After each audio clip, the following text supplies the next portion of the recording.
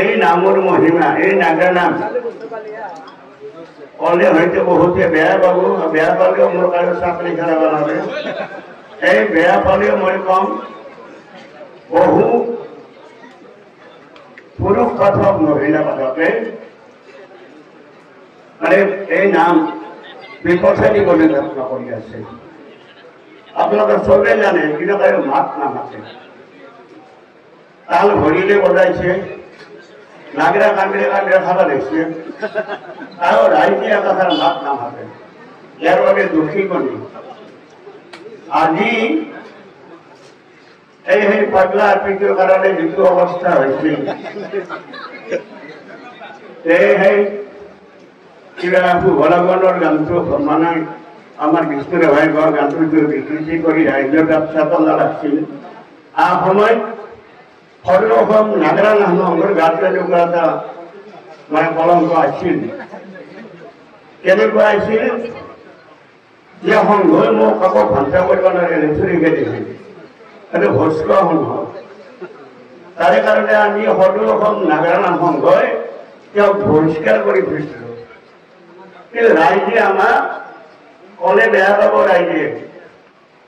ৰাইজে আমাক যা তা ব্যৱহাৰ কৰিছিল। আজি আপোনালোকৰ গাঁৱতীয়া চেঙা লাগছি, ৰাইজে যা তা ব্যৱহাৰ কৰিছে আমাক। এই বুঢ়া শকুনে কৈ দিয়ে এইবিলাক যি পাইছি তাকে কৈছে আমাক। আজি সেই বুঢ়া শকুনে মানে ফুলি গেল। এক মাহত 32টাৰ নাম গায় মহিলা পাঠক বিলাকে। কেনেকৈ গায় 32টাৰ নাম? সি যুক্তিত গায় যে আমাৰ ঘৰত আমি মায়, জেঠি, পেহী, ভনী আমি এইবিলাকক দেখা নাই। এক মাহত 6 দিন বাহিৰত থাকে দেখা পাল। কিনে লক্ষ্মী চৰকাৰ নাতিসকল কেনেকৈ 32টাৰ নাম গায় এক মাহত? কিমান দুখৰ কথা এইবিলাক।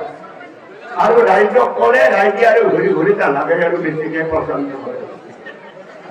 আপোনালোকে শুনি আচৰিত দিব, বহু পুৰুষ পাঠকৰ বিশ্বকৰ্মা বোলে হোৱা নাই, কিন্তু বহু মহিলা পাঠকে দুখান তিনখান একে ৰাখছে না। ক'ত অংকটো ক'ত আছে? সেই গতিকে বৰ বিশেষ নকওঁ, হ'ব লগা ইচ্ছা বহু আছিল। তথাপিতো মই এই নামৰ মহিমাৰ যিটো আজি যিটো মহান অনুষ্ঠান, এই অনুষ্ঠানটো সঁচাকৈ যদি